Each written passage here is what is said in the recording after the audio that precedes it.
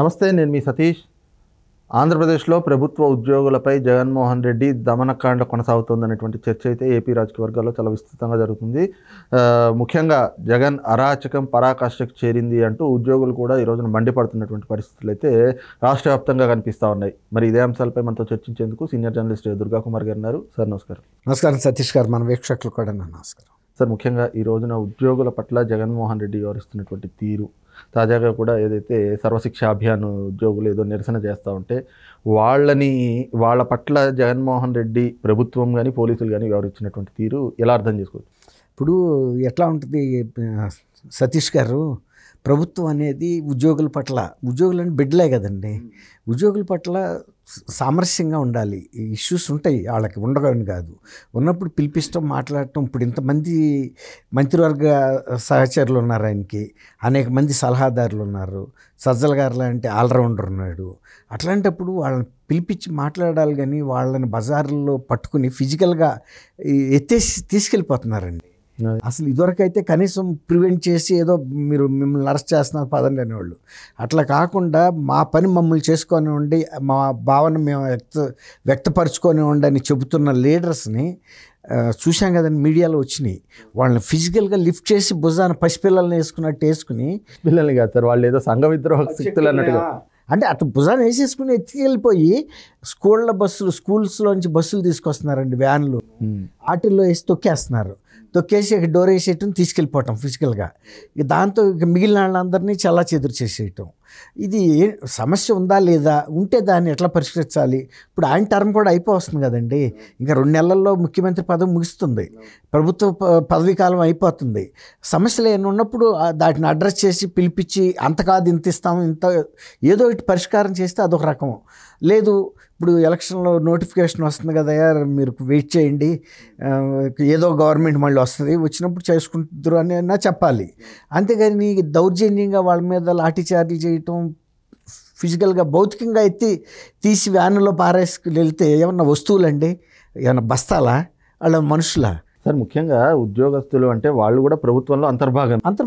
వాళ్ళు ఎక్కడా కూడా ఇప్పుడు నిరసన తెలియజేస్తున్నారంటే వాళ్ళకు ఉండేటువంటి డిమాండ్స్, లేదంటే గతంలో ఆయన ప్రభుత్వంలోకి రావడం కోసం ఇచ్చినటువంటి హామీలు అయి ఉండొచ్చు, అధికారంలోకి రావడానికి ఇచ్చిన హామీలు. ఈ రోజున మరి ప్రభుత్వ ఉద్యోగులు బయటకు వచ్చి నిరసనలు తెలియజేస్తే అక్కడ వాళ్ళతోటి నేను అనుకోవటం ఎక్కడ శాంతి భద్రతలు అయితే విఘాతం కలగవు. ఎందుకంటే వాళ్ళు ప్రభుత్వ ధనాన్నో లేదంటే ప్రభుత్వ ఆస్తుల్ని ధ్వంసం చేసే,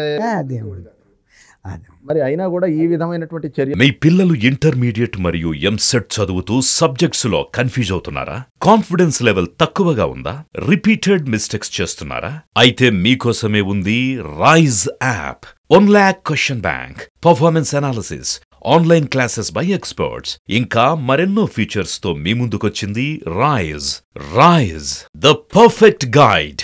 డిస్క్రిప్షన్ లో ఉన్న లింకును ఉపయోగించి సబ్స్క్రైబ్ అవ్వండి. ఇప్పుడు వాళ్ళు సమస్య పరిష్కరించే శక్తి వాళ్ళకి లేక, యుక్తి లేక, ఓపిక లేక, ఓర్పు లేక, ఈ రకంగా నియంత్రితంగా వాళ్ళ మీద బలవంతంగా తీసుకెళ్ళిపోయి వ్యానుల్లో వేసి తొక్కుని పోలీస్ స్టేషన్కి తీసుకెళ్ళి బెదిరించడం, తర్వాత ఒకసారి వాళ్ళని చెదరగొట్టేస్తే మళ్ళీ కలవలేరు కదండి. వాళ్ళు వచ్చినప్పుడు పిలిపించవచ్చు. ఇప్పుడు లోకల్లో ఎంఆర్ఓల్ని చెప్పి ఏంటి వాళ్ళ ఇష్యూ పని, వినతిపత్రాలు తీసుకోండి మాకు పంపండి అని అనొచ్చు. అది వినతిపత్రాలు కూడా సర్వశిక్ష అభియాన్ వాళ్ళది జనరల్ సమస్యలు ఉన్నాయండి, వాళ్ళకి సర్వీస్ సమస్యలు ఉన్నాయి, ప్రభుత్వం నుంచి రావాల్సిన బకాయిలు ఉన్నాయి, వీటి మీద వాళ్ళు సర్వీస్ రెగ్యులరైజేషన్కి సంబంధించిన అంశాలు ఉన్నాయి. అవి ఏది పరిష్కారం చేయగలిగితే అవి చేయండి, ఎంతవరకు చేయగలిగితే అంతవరకు చేయండి. అది సామరస్యంగా చర్చించుకుంటే ఏమి పరిష్కారం కాని ఇష్యూస్ ఏం కాదు. తర్వాత వాళ్ళేం ప్రభుత్వమే తిరగబడినంత శక్తి లేదు, వాళ్ళకి అంత సంఖ్య లేదు అదే పోలీసులను తిరగబడేది. పాపం వాళ్ళు పోలీసులు ఎత్తుకుని తీసుకెళ్ళిపోతుంటే వాళ్ళు ఏం చేయగలుగుతారు? పోలీసులు బలిష్టంగా ఉన్నారు, భుజాన్ని వేసుకుంటున్నారు, తీసుకెళ్ళి వ్యానుల్లో కొదేస్తున్నారు. అది ప్రభుత్వంకి ఉండాల్సిన బాధ్యత ఏంటంటే, మనం గతంలో ఎన్నికలప్పుడు ఏ ఉద్యోగులకి ఏమే రకమైన హామీలు ఇచ్చాము, ఇప్పుడు జీపీఎస్ అది మాకు తెలియక ఇచ్చామని చెప్పి అంత పెద్ద ఇష్యూ, అది ఎంప్లాయీస్ని ప్రభావితం చేసే అంశం. ప్రతి ఎంప్లాయీని. అవును, అధికారంలోకి వచ్చిన వారంలోనే దాన్ని మళ్ళీ చేస్తా ఉన్నారు, మాకు తెలియక చెప్పామన్నారు. తెలియక చెప్పడం ఏంటంటే, ఏదైనా ఒక మాట మాట్లాడేటాడు మనం దాన్ని సమగ్రంగా ఆలోచించుకుని చేయగలిగితే చెప్పాలి, చేయాలి. ఇప్పుడు అట్లాగే ఆబ్కారీ ఇది ఉంది. ఇప్పుడు నా ఆడబిడ్డల మంగళతో సూత్రాలు తెగిపోతున్నాయి, ఎట్టి పరిస్థితుల్లో నాకు అది జరగనివ్వను, నా ఆడబిడ్డల తాళి నేను కాపాడుతానన్నాడు. 5 స్టార్ హోటల్లో దొరకాల్సిందే తప్ప మద్యం అనేదని. ఇవాళ ఊళ్ళల్లో అసలు ఇంటికి ప్రతి 2 ఏళ్లకి ఒక బెల్ట్ షాప్ ఉన్న పరిస్థితిగా ఉంది ఊళ్ళలోకి వెళ్తే. అదే అంత ఈజీగా దొరుకుతుంది. అది చీప్ లిక్కరు. తర్వాత ఇంకోటి ఏంటంటే నాణ్యత లేదు. అట్లా ఇప్పుడు వాళ్ళకి రేపు వెళ్ళి అసలు కనుక మద్యాన్ని కనుక నిషేధించకపోతే అసలు నేను వచ్చి ఓటే అడగను అన్నాడు. మరి వాళ్ళు ఓటే అడుగుతాడా లేదా అనేది ఎదురు చూస్తున్నారు. ఆల్రెడీ అడుగుతున్నారు. అదే మహిళలు రేపు అదే అడుగుతారు. ఇప్పుడు సీసాలు చూపించి, అన్నయ్య మరి 5 స్టార్ హోటల్లో లేదు మా ఊళ్ళోనే దొరుకుతున్నాయి అని ఎత్తి చూపిస్తారు వాళ్ళు మీటింగుల్లో. ఏమి 5 స్టార్ హోటల్కి వెళ్ళి తేలేదు మేము, మా ఇంటి పక్కనే తెచ్చాము. మరి ఆ రోజు నువ్వు హామీ ఇచ్చావు, ఆ హామీని నమ్మి ఓటేసాం. నువ్వు ముఖ్యమంత్రిగా 5 ఏళ్ళు ఉన్నావు, 5 ఏళ్లలో నీకు ఇది మద్యం నిషేధం చేయడానికి టైం చెక్కలేదా అని అడగరా? అదే వాళ్ళ తాళ్ళు తెగుతున్నాయి కదా, అందరికీ కుటుంబాలు చిందరవందరవుతున్నాయి.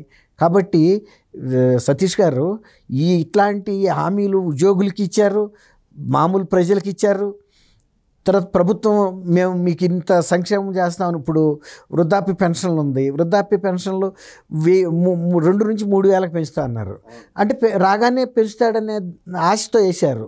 అది ఇప్పుడు రేపు జనవరి ఈ నెలలో వస్తుందంట, ఆయన దిగబోయే 2 నెలల ముందు. అంటే అక్కడికి కూడా 1 సంవత్సరంన్నర పాటు వాళ్ళకి ఆ బకాయిలు రాకుండా పోయినాయి కదండి అవ్వ తాతలకి. వాళ్ళకి వేరే ఆదాయం ఉంటే దాని మీద బతుకుతారనుకోవచ్చు. ఈ సంక్షేమ పథకాలు ఇవి పక్కన పెడితే ఉద్యోగులకు ఇచ్చినటువంటి హామీలే కదా, వాళ్ళకి ఇచ్చిన హామీలు నెరవేర్చమనే కదా ఈ రోజున వాళ్ళు నిరసన తెలుపుతా ఉంది. వాళ్ళు ప్రశ్నిస్తున్నా అదే ప్రశ్నిస్తున్నారు. అసలు ఉద్యోగుల పరిస్థితి ఎలా ఉంది? ఉద్యోగులు అదే అంటున్నా, ఉద్యోగులు చాలా లిమిటెడ్ పీపుల్ కదండి.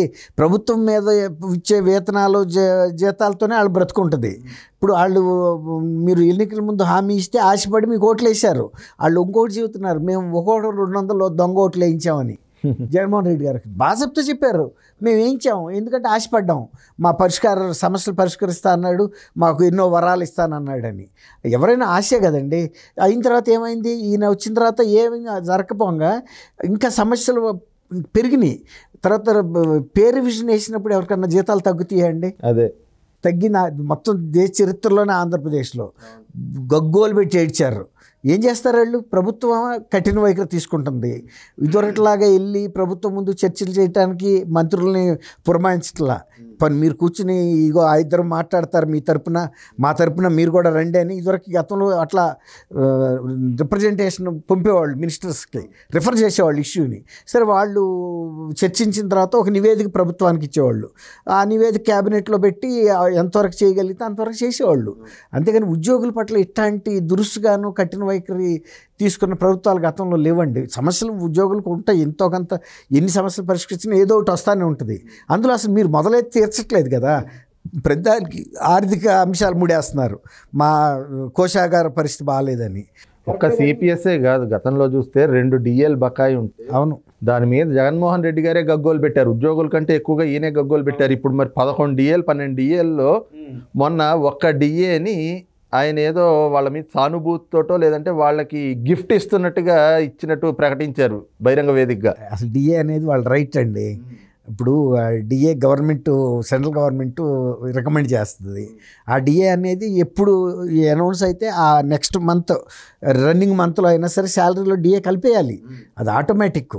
అట్లాంటిది అదేదో ఫేవర్ చేసినట్టు అన్ని డిఏ పెండింగ్లో పెడితే శాలరీస్ వాళ్ళకి ఎక్కడ పెరుగుతాయండి? అదే ఇప్పుడు జీతాలు ధరల పెరుగుదలకు అనుగుణంగా డిఏ పెరుగుతూ ఉంటుంది, తగ్గుతూ ఉంటుంది. తగ్గే పరిస్థితి ఎక్కడుంది మన దేశంలో? కాబట్టి డిఏ పెరిగినప్పుడు ఏ నెలకు ఆ నెల కనుక ఎప్పుడైనా ఇచ్చారనుకోండి వాళ్ళకి కొంత రిలీఫ్ వస్తుంది. అది కాకుండా డిఏలన్నీ పేరబెట్టుకుని వాళ్ళు కుటుంబాలు ఎట్టా నెట్టుకొస్తారండి? రోడ్డు మీదకి వచ్చి ఏదైనా ధర్నా చేస్తేనేమో పోలీసుల్ని ఫిజికల్గా లాఠీ చార్జ్ చేయించడం. వాళ్ళు ఏమన్నా మీరు అన్నట్టు ఇందాక దేశ ద్రోహులా ఏమన్నా పోలీసులు లాఠీ దెబ్బలు తినడానికి, బుల్లెట్ దెబ్బలు తినడానికి? వాళ్ళు ఫ్యాన్ కింద కూర్చుని ప్రభుత్వ పనులు చేసేవాళ్ళు వాళ్ళు, అంతే కదా. అదే కాదు, ఎందుకు ఈ రోజున మీరు అన్నట్లుగా ఆర్థిక పరిస్థితులు కూడా, అంటే ఆర్థికంగా కూడా ప్రభుత్వ ఉద్యోగులు చితికిపోతా ఉన్నారు. అసలు గతంలో ఎన్నడూ లేదండి. ఇప్పుడు మొన్న మధ్య ఒక అనంతపురంలో టీచర్ సూసైడ్ చేసుకున్నాడు కదండి, ఎక్కడ అప్పు పుట్టక.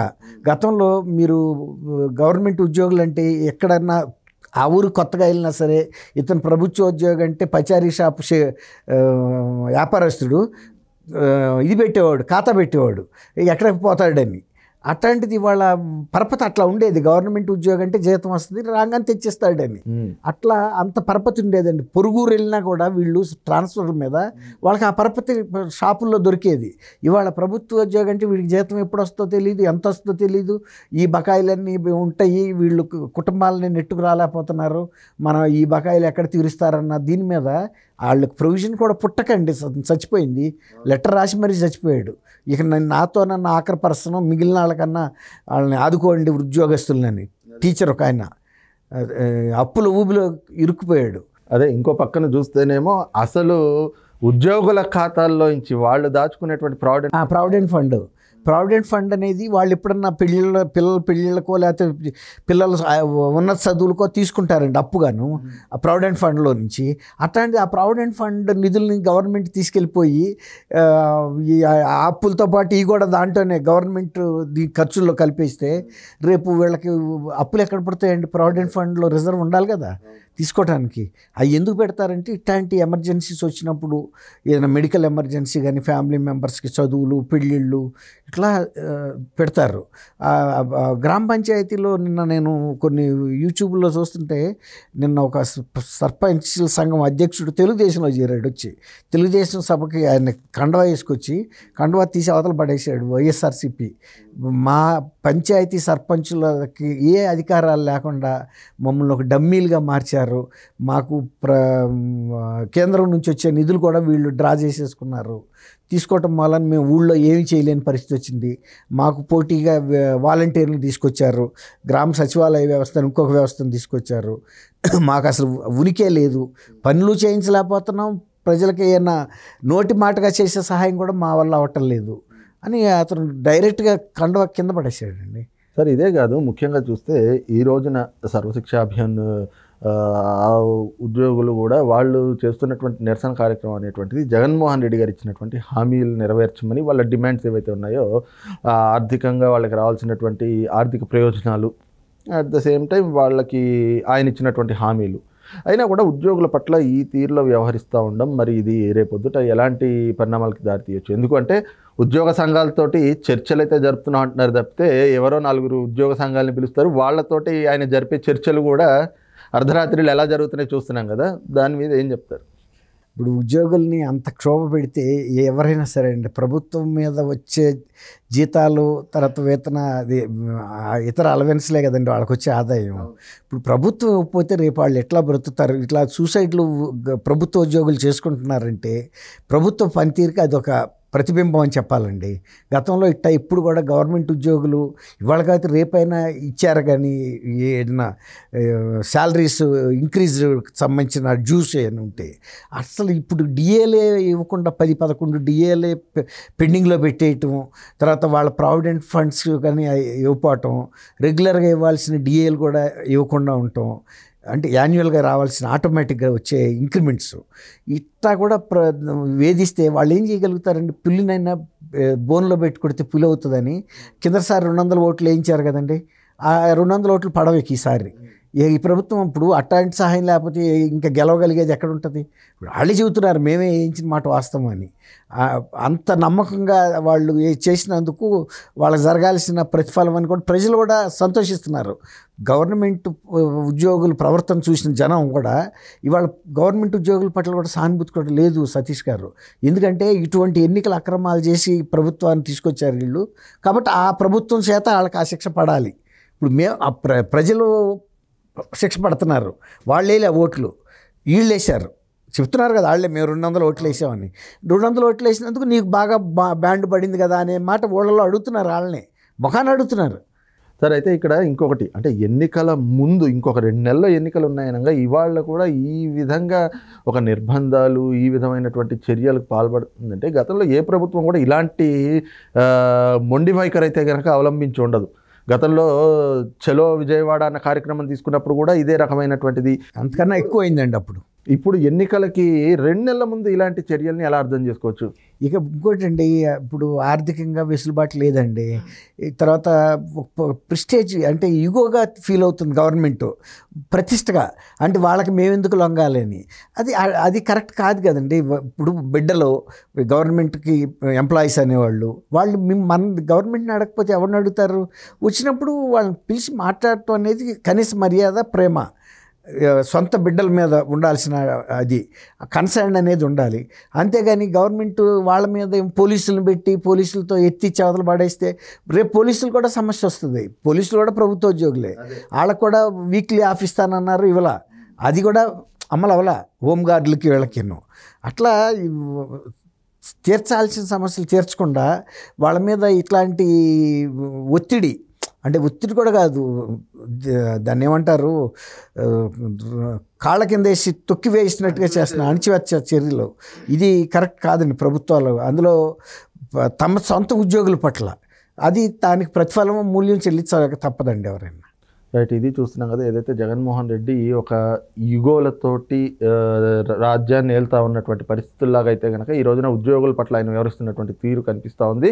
మరి ఒకవైపు ప్రజా వ్యతిరేకత, ఇంకోవైపున అధికారుల నుంచి, ఉద్యోగుల నుంచి కూడా ఈ రకమైనటువంటి వ్యతిరేకత ఏదైతే వస్తూ ఉందో, దీంతో ఖచ్చితంగా రేపు జగన్మోహన్ రెడ్డి మాత్రం మళ్ళీ అధికారంలోకి వచ్చేటువంటి పరిస్థితులు అయితే కనబడకుండా చేస్తూ ఉన్నాయన్నటువంటి అభిప్రాయాన్ని కూడా సీనియర్ జర్నలిస్ట్ దుర్గా కుమార్ గారు వ్యక్తం చేస్తూ ఉన్నారు. Thank you. నమస్కారం సత్య.